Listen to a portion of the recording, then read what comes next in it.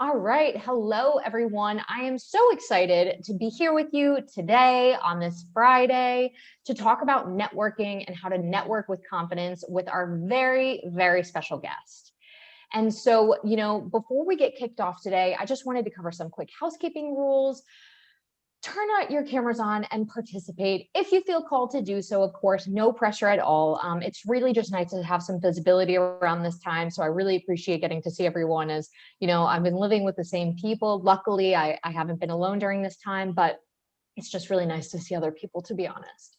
We really want to encourage participation during today's conversation. So if you feel called to ask a question, you can feel free to write in the chat or come off of mute and ask your question. I do just want to let you know that if you do come off of mute, you will show up in the recording for any privacy purposes or concerns.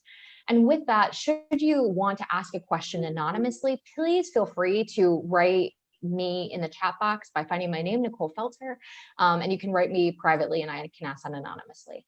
And then this is being recorded, so we'll send an email with a link afterwards for you to come back, revisit anything you missed.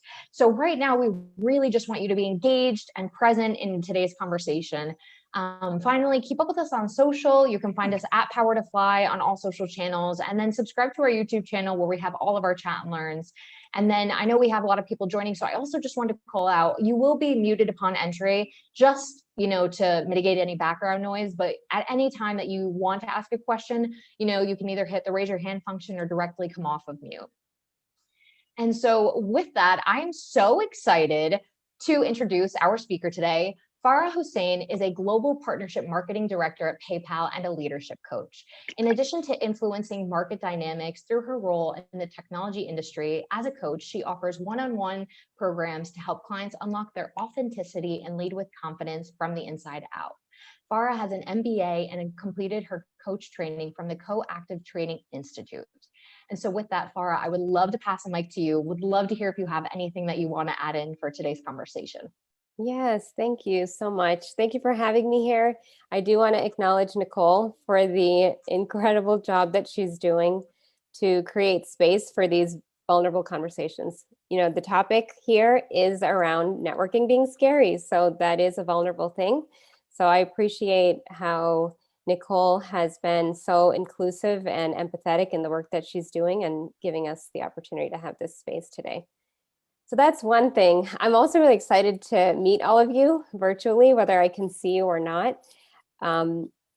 You are taking this hour for yourself, so pat yourself on the back for that. And also acknowledge that simply by all of us being here today, we are part of the same network. So if this is scary for you, do something in this space that would require you to be bold, whether it is ask a question in the chat, go on video if you're comfortable, or maybe you could look at the list of who's here today and cold reach out to them on LinkedIn and use it as an opportunity to just practice with each other on how to do that. So use this space to be bold. And I know you have a lot of great questions, so I'm excited to answer those. And I said this earlier, I'm here to share my perspective, but we'd love to hear yours too. What an amazing introduction, Farah, to today's conversation. I really love being able to create a space for connection. And so with that, during this conversation, if you feel called to share a template, share some advice that you have as well, as Farah said, please drop that in the chat. And then, of course, you can always drop your LinkedIn and, we can connect beyond that as well. So thank you so much for that call out. And so diving in today's conversation, we have these pre-submitted questions. And so I'm just going to go over those so everyone can see those. So again, if you don't see your question or you see your question towards the end and you really want to get to it, please feel free to, again, come off of mute, write in the chat, however you feel called to do so. So starting with the first question, do you have a favorite networking story that you like to tell? I liked this question. My story is pretty boring, but it's my favorite because it reflects what networking is about to me. And so first, let me just tell you about what networking is for me, and then I'm going to tell you the brief story. To me, networking is about learning from others and it's about building community. Sometimes you are the person who needs help. Sometimes you are the person who's going to give the help. And in a third scenario, the networking might deliberately be designed to be transactional. And Nicole mentioned earlier, I work in partnerships at a for-profit company. And within my job, the networking we do is very transactional. It doesn't mean we don't build relationships with people, but the whole point of connecting one company to another and working together is to provide a solution that might be better than if you did it on your own. And the whole point is for each company to grow. But where I wanted to focus my time today and my story is on that first one, where you might be the person in the networking scenario who needs something, and maybe you don't necessarily have something material to quote unquote give. And that's, in my opinion, is okay, because you're going back to networking being about building community and learning from others. At least it is for me. So in my example, 7 years ago, I saw a job opportunity at PayPal in marketing in Boston. That's where I am now. And it's really rare to find an opportunity from a California-based company on the coast. So I did what I still do today. I went on LinkedIn, did some sleuthing. Who do I know at PayPal? And I had a second connection there, a woman named Emily in California. I did not know her. I didn't know anything about her, but I asked our mutual connection if they could introduce me to Emily to learn more about the job and learn more about her experience with the job. I upfront just was transparent about what I was looking for. And long story short, not only did I get connected to Emily, she provided me her advice and guidance. She did submit my resume for the job. Of course, she's not the one representing me, but it got into the queue. I got the interview, and 7 years later, I'm still at PayPal. And the reason this boring story is so important is because it discredits the advice that people are giving out, that you always have to have something material to give in order to get the help. Emily did not get anything material, I would say, around helping me out. She still, 7 years later, has not gotten anything material around having helped me out. But and I also find value in helping others because it helps build community. Because when you lift everybody up around you, it makes life better for everybody. And so think about what value means, and what you may be giving somebody is an opportunity to help you out and build community. And the value might be for them in feeling contented that they could give back in a way that they may not have been able to if you hadn't asked. I love that you brought that up. And I love this story because it's just really nice and refreshing from my point of view to hear that you just asked someone for something without thinking of what you could give them in return. And so I wanted to ask you how you felt when you initially asked the second connection to introduce you, and were you contemplating, should you do that? Yeah, I mean, at the time, this was 7 years ago. I was a little bit earlier in my career. And I had a lot of the questions people are having here, where they thought, well, I have nothing to give. And what if the connection doesn't respond? What if Emily doesn't want to talk to me? Every what if you can imagine was going through my head. And then if you flip it on its head and start asking yourself, what if my connection does respond? What if Emily does want to help? What could open up for me then? And so some of this is around building the resilience to be open to anything. And two, starting to look at things from a what could be possible perspective rather than what could go wrong. Such a good call out. I was just talking to someone about this award that I applied for, and they were like, well, you already have the no. And it's so true, like I already have the no if I don't ever apply. but I may get the yes if I do apply. And so that is such a great call out to hear you start us off with today and kick us off with here. And so thank you for that. And so we actually had a question that came in privately that I would love to direct you about this story. And so somebody wrote, that's a great story. Given that the volume of people looking today is greater, do you think attitudes toward that have changed? Towards helping? I'm gonna guess that they mean the attitudes towards getting unsolicited, requests to be introduced for a job, and maybe for helping as well. Yeah. Okay. And then they can ask us if the question was different, but I would say check your assumptions.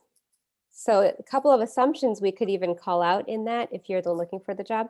You might be assuming everybody's getting bombarded with networking requests.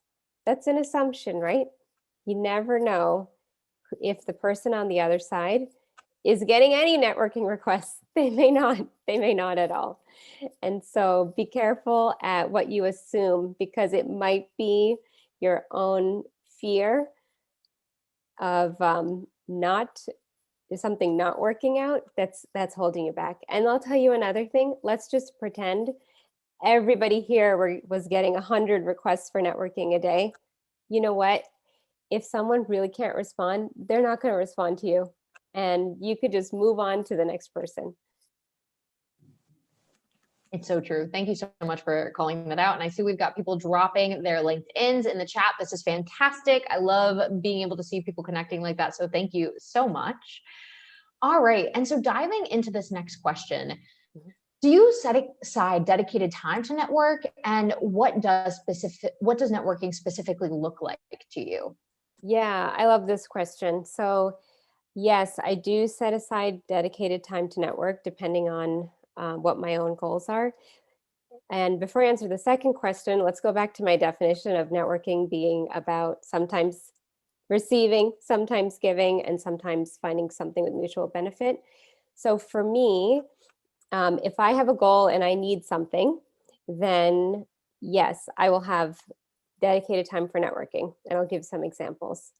If I don't have something I necessarily need to network for, then I make sure I'm doing that middle thing where I'm giving. Someone needs help, then I'm giving in to that community. And then the third thing I do in my job. So that one's kind of always covered.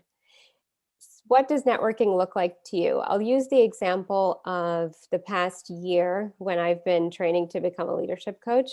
And throughout that journey, there were several points of networking. And even today that I maintain. When I was trying to figure out which sort of leadership training program to do, I looked within my own network for people who have done any sort of coaching in the past, and I started reaching out to them just to learn more around what are the options for training. So that was a little bit more traditional, find some people and try to get some advice. Once I started the training, I joined this coaches Facebook group. It's a really active group I learned about from some of my classmates. And within that community, sometimes I ask questions when I need advice. What do you think about fill in the blank? And other times when I see people asking questions, then I will offer my own advice or input to give back to that same community. So those are two examples, I would say, where one was focused more on my social networks, connecting to people I already knew. And then the other is going to an existing community, that existing Facebook group, in order to give and take there. Perfect. Thank you so much for that. And also, I always love when people provide like tangible examples so that you can kind of think about how that applies to your day-to-day life and how you can fit these sort of things in. And so for the dedicated time that you set aside, does that look like 5 minutes in the morning? Do you do most of your networking on the weekends when it's kind of outside of those Facebook groups? If it's people you're looking to get in contact with beyond any of the leadership coaching audiences? Yeah, okay. I'm not that structured about it. I think it's a good idea to be, especially if you're looking for a job. But what the dedicated time to me looks like is I'll set a goal. I might set a goal for myself. Like when I was looking at programs initially, I said make sure you talk to at least 5 people who have gone through a coach training program, and make sure you do it within 3 weeks because deadlines for programs come up at this other time. So I just kind of give myself that framework for the goal, and then make the time however I can in my schedule to get to that goal. That way, different things work for different people. For some people, setting aside that daily routine might be what keeps you on track. For other people, it might be, I want flexibility. I just want to make sure that I set a certain time frame for myself to hit that goal, and as long as I hit that goal within that time frame, then I'm good. I love it.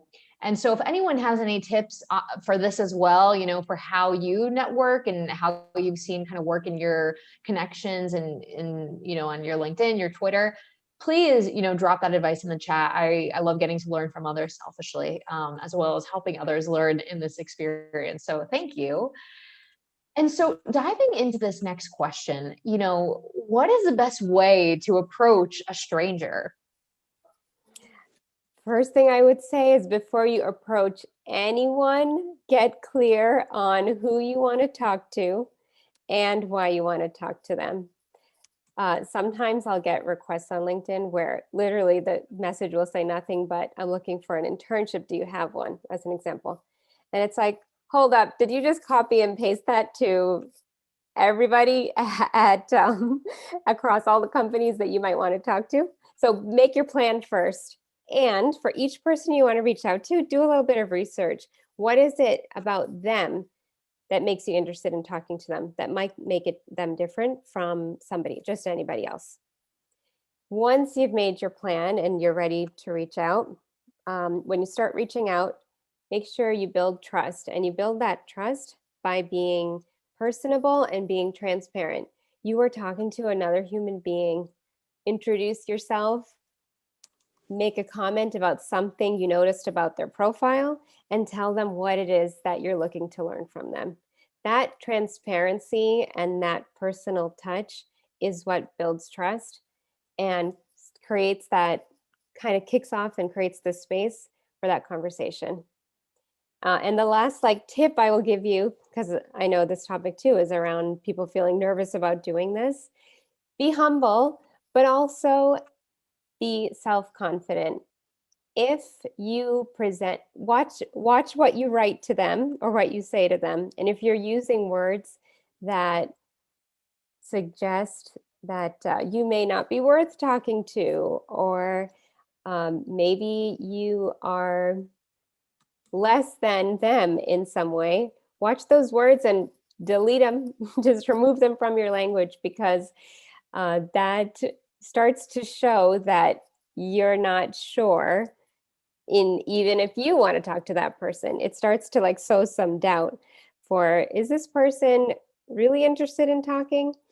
Or do they feel like they have to? So make sure you go in with that sense of confidence and humility. I love this point, and also about being intentional, right? Understanding why you want to reach out to somebody. And I think that leads into a really good question that we got in the chat. Somebody said, I'm learning to connect with people just to make and keep that connection. And so do you have any tips on how to make that happen when there is no other specific goal, like looking for a job?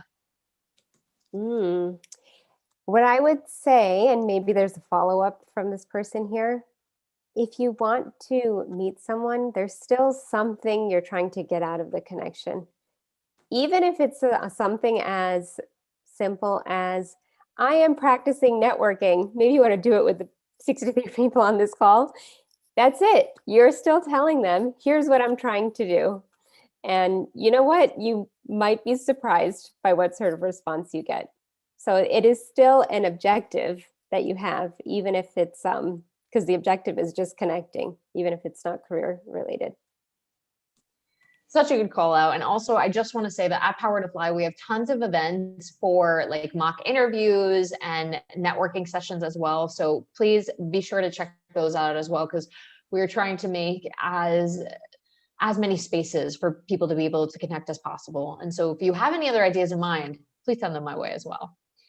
All right. And so What is the best platform out there for cold outreaches? Mm. LinkedIn, email, Twitter, etc. Okay, so this is going to depend on your networking goals, and it's going to depend on who you're trying to reach. So networking goals, let's make one up, because this might be the case for a lot of people here looking for a job. My goal is to connect with people who can help me learn about new opportunities. All right, so the question becomes, who do I need to reach in order to do that? If you are in a business function, like I work in marketing, LinkedIn is a very effective route, especially if you're reaching out to somebody you don't know well, because a lot of business people are very active on LinkedIn. However, let's pretend you are a lawyer and you're looking to connect with other lawyers. I have a friend who's a lawyer, and she said to me, I go on LinkedIn twice a year. She's like, lawyers don't go on LinkedIn. This is in her case. She said, we like to go to our professional groups. And so if you clarify for yourself what the objective is, but also who you're trying to reach, find a couple of people that you're trying to reach and ask them, where do you go to network? So you can figure out what is the best place for that cold outreach. Awesome advice, and definitely being cognizant of where you're trying to move, right? And where those people might be. And somebody also just shout out it in the chat that I wanted to bring up for everyone in case you didn't see, but somebody mentioned that to go to LinkedIn Live, and they were able to make some connections from there. And so being able to message back and forth as well on LinkedIn Live is such a great function. Oh, that's awesome. Nice. It's a good tip to think about next time. Awesome. And so I know you talked about this, but I would love to dive into this more because I think it's such a prevalent topic, because you can say, okay, I'll be intentional. I'll ask someone to have a coffee with me. Okay. But, how can I successfully network and keep up that relationship without, feeling guilty for asking for help, and trying to get to know someone and asking them eventually to recommend me for a job without, them not knowing me or feeling like, I do have to give them something in return. Yeah. Okay, let's talk about the guilty feeling first, and then let's talk about the asking for help. I know they're come together, but it's worth separating them. So the first, as far as the guilty feeling itself, I will say acknowledge the feeling. You don't have to discredit it or discount it. This is your experience. This is how you feel. Certain scenarios might trigger a certain response in you, and that's fine because you're human. And I find it valuable. I do this with my coaching clients sometimes, to build some consciousness around that feeling. What does it feel like to feel guilty? Where does it show up in me? Maybe it shows up as butterflies in my stomach. Maybe it shows up as a weight on my chest. It's different for everybody, but acknowledge what it is, give it a name, a label. So when it shows up in your life, you can say to it, all right, my butterflies are here, or that weight on my chest is here. But in this moment, I'm not going to direct my attention to you, butterflies, weight on my chest. I'm going to direct it somewhere else. And you get to pick what the somewhere else is. My recommendation in situations like this is think about a quality that you have that you really value. Maybe you're a good listener. Maybe you are funny. Whatever it is, you can redirect your attention from the butterflies and the weight to being that quality that you have. So if you're going into a networking call, you might say, I'm going to focus on being fun. I'm going to focus on listening well. So it gives you an opportunity to consciously choose where you want to focus your attention. That's the first thing around that guilty feeling. The other thing around this guilty feeling is take an honest look at how you view yourself within the context of the networking relationship. So I drew these little faces. I'm going to show you if you can see, but let's pretend this is you ready to network, and this is the person that you're trying to talk to. So ask yourself, do I view myself as inferior in some way to that person? So I feel guilty because I feel like, I'm down here. I'm not an equal to them. Do I view myself as being on the same plane of human experience as this person, one person talking to another? Or in some cases, do I see myself as superior in some way? And this can be very subconscious, it usually is. But typically, if someone maybe is sitting up here in that superior realm, they might come across as entitled. If you're in this like equal plane experience, you're creating opportunity for a human connection. And if you're feeling like down here, then it may show where you feel like, well, I can't ask for something because I'm not on equal plane as that person. So that guilty feeling might be coming because you're feeling like you're down here. So ask yourself, what would it look like if I were approaching the conversation like I was just talking to another person? And the last thing I would say about this person over here is check your assumptions around this person. So you might be assuming that they're going to feel like I'm asking them a favor, even though they got on that call with you without having anything else from you except knowing what you wanted to talk about. They understand that you're looking for guidance and support. And if you're going to take a call with this person, one thing that might help is think about what would it be like if you were this person and someone reached out to you for help. You would likely expect that they're going to ask you for something, whatever that something is. And trust that this person will be equally open and honest with you in what sort of support they can give. Sometimes you'll find if you have a good conversation, they're going to offer up extra help, whatever that might be, passing on a resume, helping you with preparing for an interview. But if they can't, they'll let you know. So that's the guilt. I think it covered both. But you guys tell me if it covered the question. You are just such an incredible speaker. I just want to say that. I want to take a moment to acknowledge, how easy and digestible you're making all of this information. And especially a visual always helps. I love visuals myself. But I think you just make such an important point.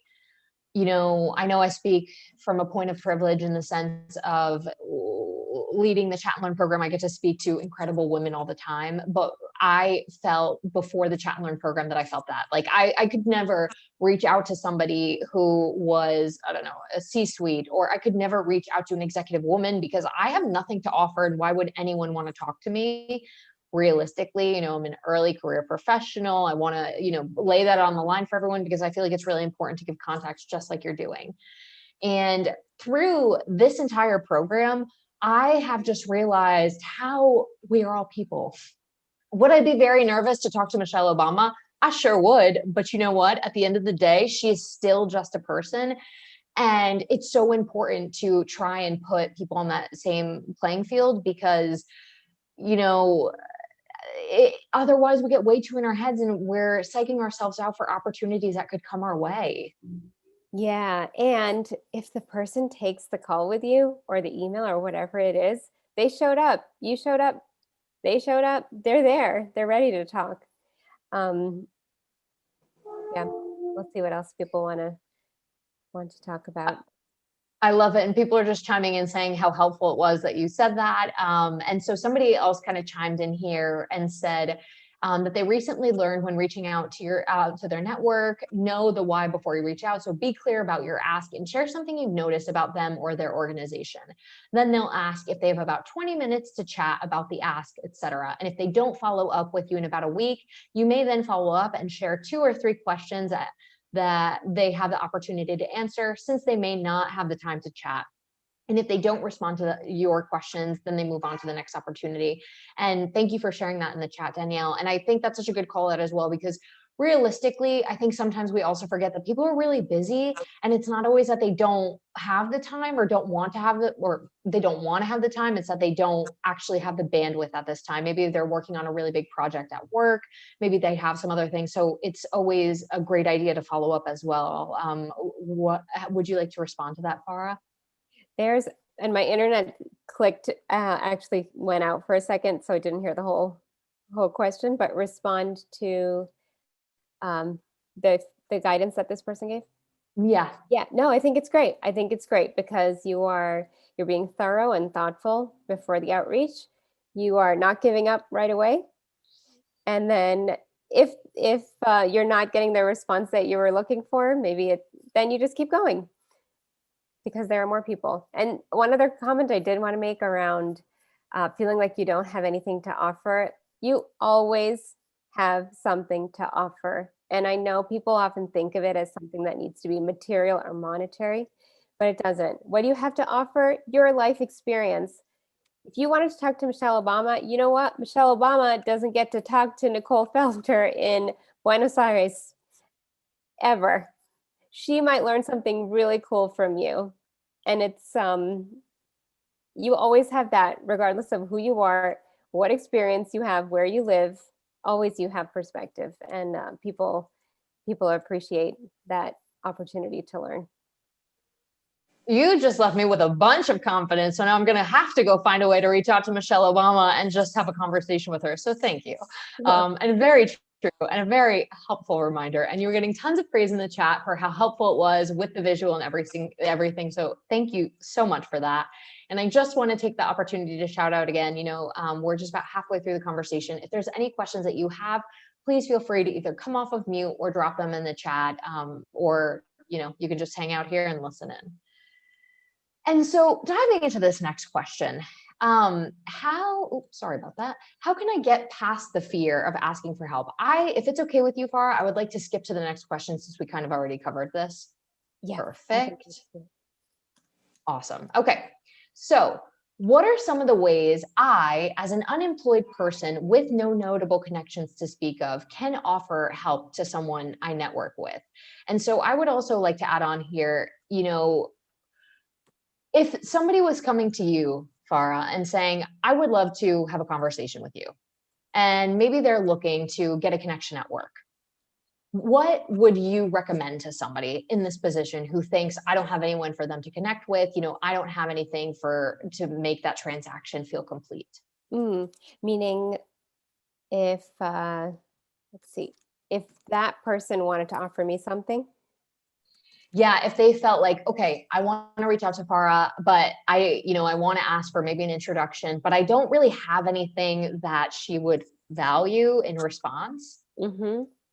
Yeah. And I know we talked earlier about how I said it's okay if you don't have something, but if you really feel like you do want to offer something, there are a couple ways you could approach this. You could reach out to me with your ask, and you could say, I really would appreciate it, and I'd love to help you in any way that could be helpful to you. So that way you can leave it open.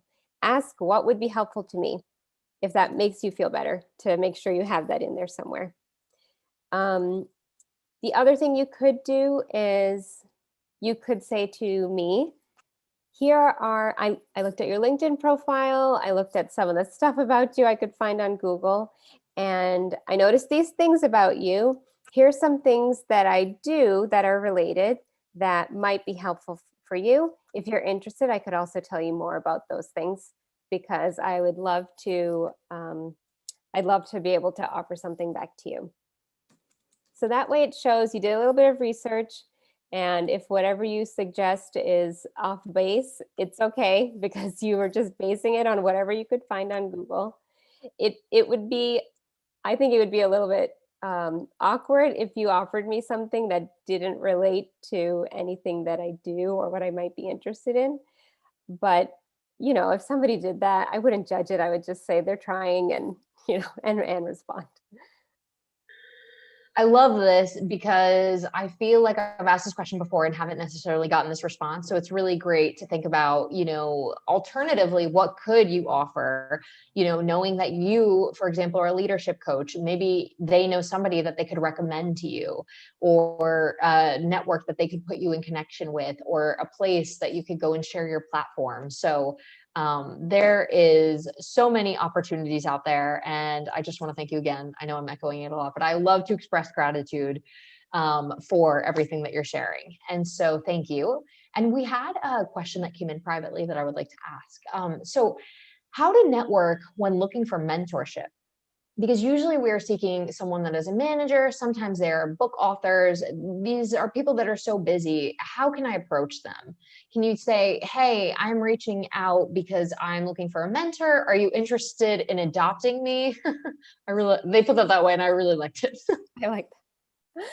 Yeah, also a good question, because you're right. There may be people in certain positions that might have a publicist or someone else who's even the intermediary and managing. Like if Nicole wants to reach out to Michelle, she can reach out to her directly, but somebody's probably managing all of her communications.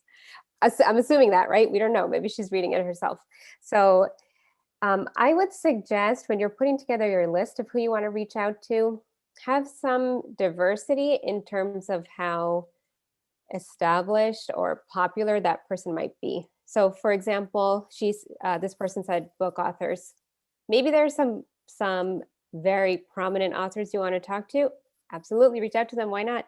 However, maybe find some authors who are not as prominent, who maybe don't have the same scale and potentially scope as them, that you might be able to make a direct connection to. So I have, like, in terms of book authors, my mom's friend is a book author. She writes children's books, but she started doing this late in her career. She's over 70 now, and she's published a few. She's busy, but she's not Michelle Obama busy.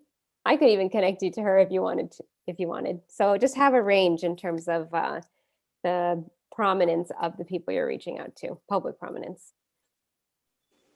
And I think that's such a good point, and it brings full circle what you were talking about before, that people are people, and a lot of where this guilt can stem from.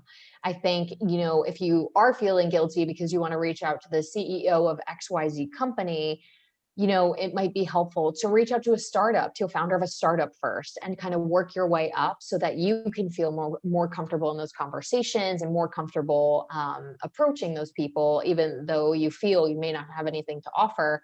You may along the line make some connections that can serve the CEO of XYZ company. So that is awesome. So thank you for that. And we might have to reach out to the author. Yeah. Oh yeah, sure. She'll talk to you guys. The other thing I would say is, often people think you've got to network with or connect with the most senior person you can find. However, think about, again, what your networking objective is. So as an example, when I was in graduate school, a lot of my peers would try to reach out to the C-suite of different companies. And I would say, with the job you're trying to get, your classmate who sits next to you had that job before school. So it is going to get you closer to your goal if you talk to the person next to you than try to reach the C-suite person who might have 4 secretaries and doesn't have the bandwidth to respond. So think about your objective, and title, prominence really don't always equate to the influence they can have on you. I love that. Oh, such a great call out. I love it. So we have another question that came in the chat. So somebody wrote in, I'm soon to join a business school. I just felt weird at a recent school alumni event because every student wants to impress the person in the room, and I felt nervous to reach the person because of the competitive environment. Could you share some insights about how one can feel comfortable at networking events? That is a good one, because it's a hard one. She's referencing the fact that lots of people are trying to get to this one resource who can't talk to everybody. What to do in this case?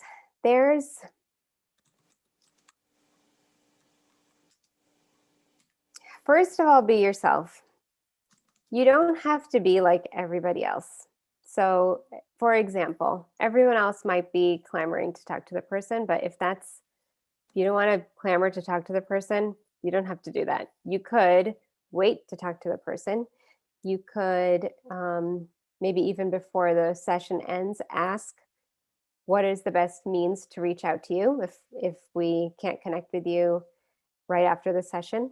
So if you are finding that there's this trend of like clamoring after an event and you can't get get in edgewise, whether physically or virtually, however it is, then before those sessions close, try to get that contact information so you can do it separately. I don't know if that helps. I know it's a hard one. Great answer. And Shivani, if you have any follow-up to that, please feel free to drop it in the chat or come off of mute as well. And until then, oh, they said thank you. So great. I think that answered. Perfect. Okay. So I understand that one of the best ways to connect with someone with whom you're networking is to offer something to them, for example, information, so that you're not only asking for something from them. What can you offer if there's not something that is readily apparent? And so I know we kind of talked about this. I wanted to see, one, if you had anything you wanted to add here, and if not, we can go right to the next question as well. Yeah, I think we can go. And if anyone has any clarifying follow-ups, they can put it in the chat.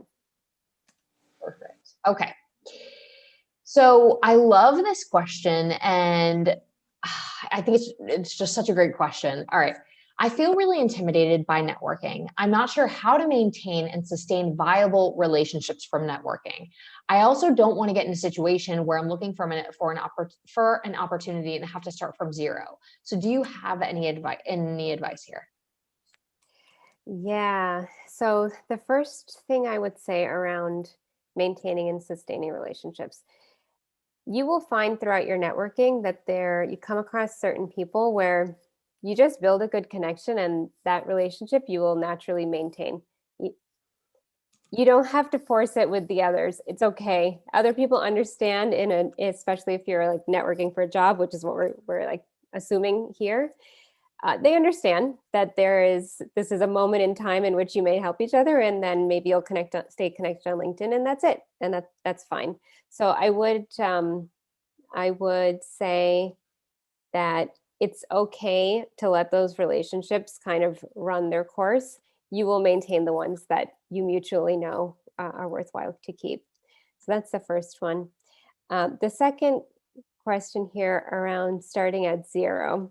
Sometimes in life, we just have to start at zero. So if you were, for example, trying to make a career transition, I'm in one function and I have to go to another, you know what? You may be starting at zero. So it sounds like there's fear around starting at zero, if this person wants to comment further. But I would say, so much of life is about learning and growing, and life gets boring if you have nothing to learn anymore. And so starting at zero doesn't mean you have lost any of the experience and perspective that you've gained up until that point. Think of it as just being on the next step in your life. You were here, now you're here. And yes, it feels like zero in the context of this new thing you're trying to do, but it's not zero in the context of your life. Such a good reminder for us.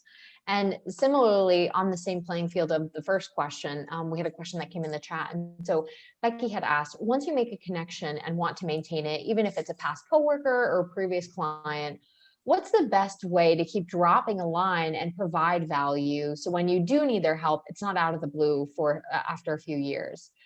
Typically, the advice is to send them a link or news article about something that makes you think of them, but usually that doesn't happen very often. Do you have any other ideas? And if you have anything from your personal experience, I would love to hear you chime in there as well, Farah. Yeah, I think some of this goes back to the relationship question that came up earlier, where certain relationships, this might feel natural to maintain, with certain others, maybe it was understood that it was purely for networking. From my perspective, if you've landed somewhere with someone where it feels like it was purely for networking, it's okay if a lot of time passes, and whenever it's relevant again to reconnect, you can reconnect.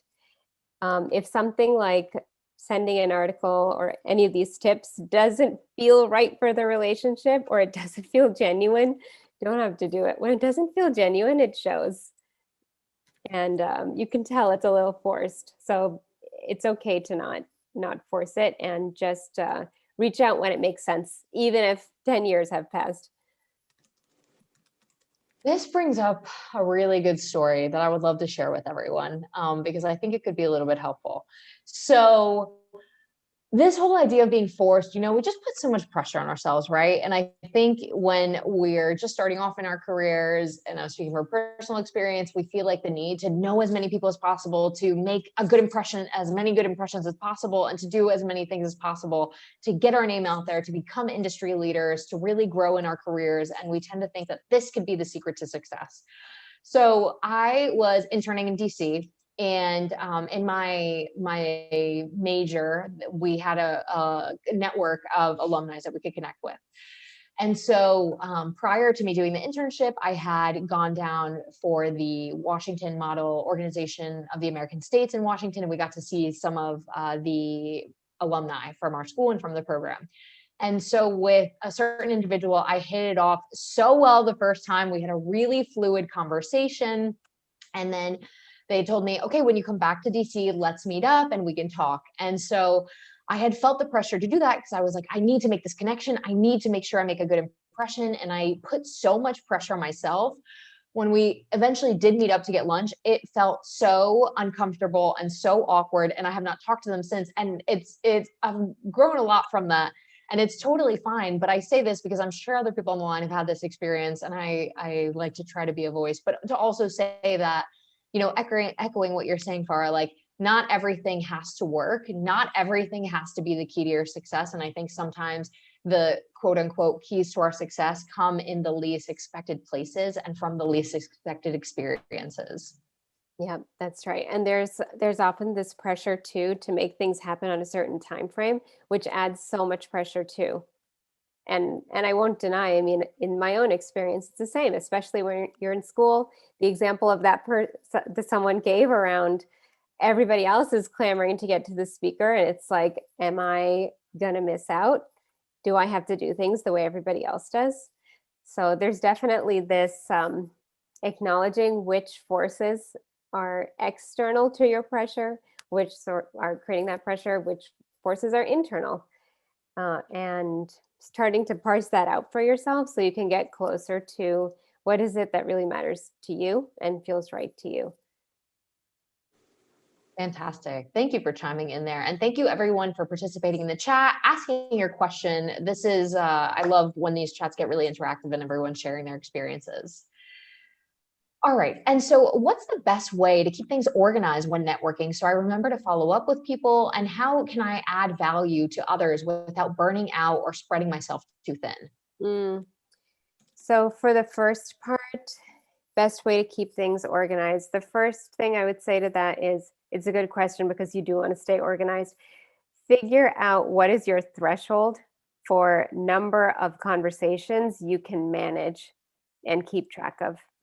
Sure, you could, maybe you're somebody who creates a spreadsheet and you're very organized and you can manage having 50 conversations at once. My guess is it's probably, maybe you can, my guess is that would end up being too much. But first figure out what your threshold is. And it does take just getting out there and trying to talk to people to figure out what the threshold is. And then how to keep organized. This is so individualized.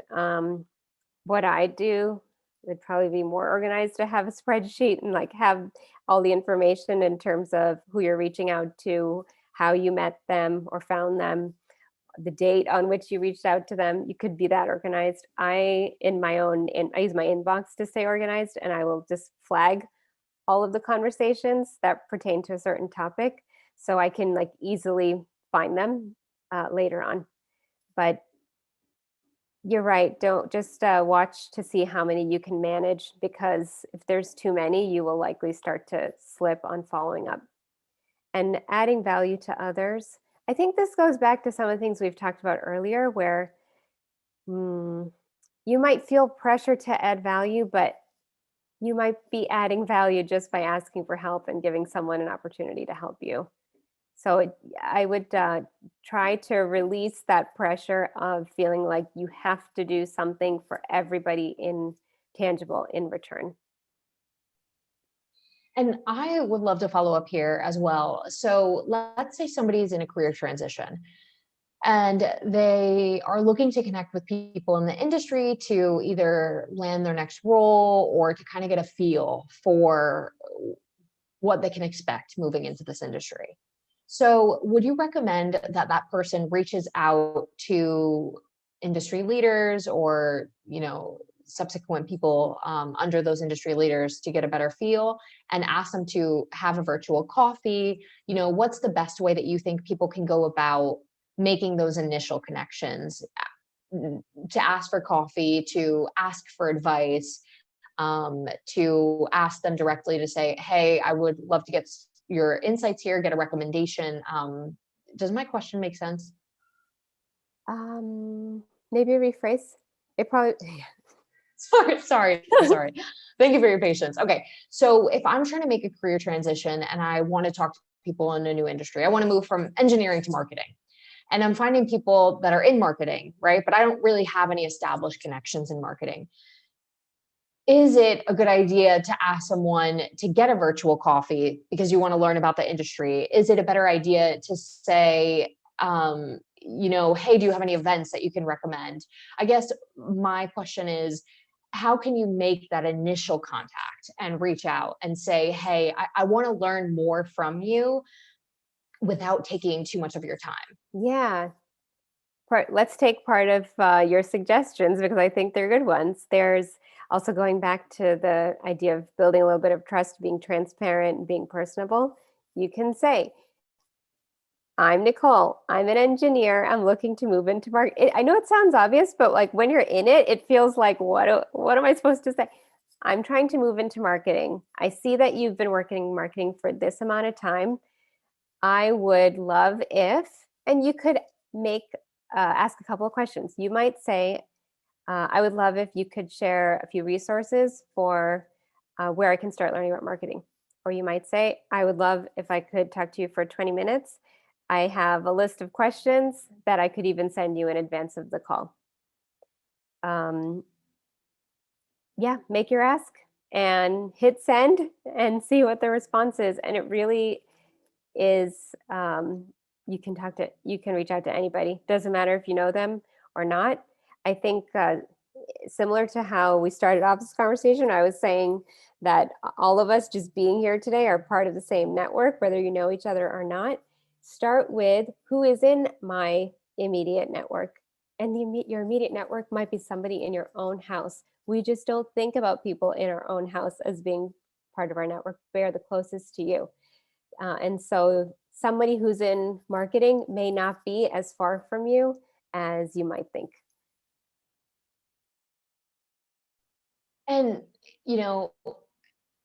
that's such a good call out. And in that same vein, if you have a second connection, if you're trying to get an introduction, should you go directly to the second connection or should you go to your first connection and say, hey, can you make an introduction to XYZ? That's a good question. I think it depends on your relationship with that intermediary. Is it somebody that you think could make that warm handoff? Is it somebody who you kind of blindly connected to and don't really want to ask for help for one reason or the other? I would suggest in this vein of building trust, being transparent, if you can go through someone, ask the intermediary to go. And if that person doesn't get back to you, like feel free to go straight to that second connection. But it helps make it more personal if you can get someone to hand you off to that person. Fantastic. Thank you so much for your insight there. And we have just about 5 minutes left. So I want to get to, one more question. But in case anyone has any other questions before we cut today off, please feel free to drop that. Perfect. I'm so happy we ended up here. So Farah, do you have any tips for introverts? I feel like I always come across as nervous when I set up calls to connect with people. Additionally, I tend to run out of things to talk about, and I'm worried about not coming off as a meaningful connection. Great one. First one, prepare. So make your list of questions in advance. If you feel like you get really nervous and even talking about yourself, then make some notes for yourself before you get into that call. I'm assuming we're having a call in this case. of few things you want to say, especially right now. Nobody, especially if you're on the phone, nobody can see if you're reading off a piece of paper. So have whatever you need in front, but make that list of questions in advance, for sure. Second thing, you don't have to take up the entire time. If you've set up 30 minutes and you are done in 10, it's okay to close the conversation, and you can say, thank you so much for your time. Everything you've shared with me has been really helpful, and I appreciate it. Close it out. You don't have to fill it up. And another thing is, if you're feeling those nerves before you get into the call, even now, maybe on the chat today, note down for yourself a couple of activities that give you energy. So let's say, I'm going to make things up. Drinking coffee gives me energy, or doing jumping jacks gives me energy. Something that is an antithesis to the nerves, do it before you get into that call, to just like shake up the energy before you get there. Because let's say you're sitting in this chair waiting for your call and all the nerves are sitting in this chair with you. Get out of the chair, go sit in another one. So shaking up, even, I'm not a neuroscientist, but shifting energy in that way, it does work. There's like chemicals in your brain that shift when you shift too. Oh, this is such a great advice. That's such great advice. And, my personal go-to is I always put on some feel-good music that makes me feel empowered, whether it's some Ariana Grande or something like that. And I always just jam a little bit, even when I'm nervous. And that usually helps to get rid of some of the nerves. Throwing it out there in case it helps anyone on the line. So closing out today, Farah, I want to thank you so much. This has been such a great conversation. I think you did such a fantastic job of providing actionable steps and the visuals, and really just providing your own experiences and your own anecdotes has been really fantastic. And so with that, closing us out, I wanted to see, where can we network with you? How can we support you? And if you have any last pieces of advice for us today. Oh yeah, network with me. I live on LinkedIn. So I don't know if I could respond to necessarily 60 plus messages if everybody here did reach out, but that's where I spend most of my time. And how to help me, it has been my pleasure to be here. I would say, if you can go be bold in one way that you were scared to do before this call, please go do that. And yeah, I would say, like, pass on any helpful advice you've gotten from here to somebody else. Awesome. Well, thank you so much for your time today. I know you're getting tons of praise in the chat. So thank you everyone for joining us on this Friday of 2020. It's been really great. I know I've learned a lot. So just thank you to everyone. I hope you all have a non-2020 weekend. I hope you can enjoy wherever you are in the world, whatever you're doing. I hope you can just enjoy and hopefully relax, and then maybe get to network a little bit with some of these new tips. So thank you. Yeah, thanks for joining and thanks for having me. Thank you.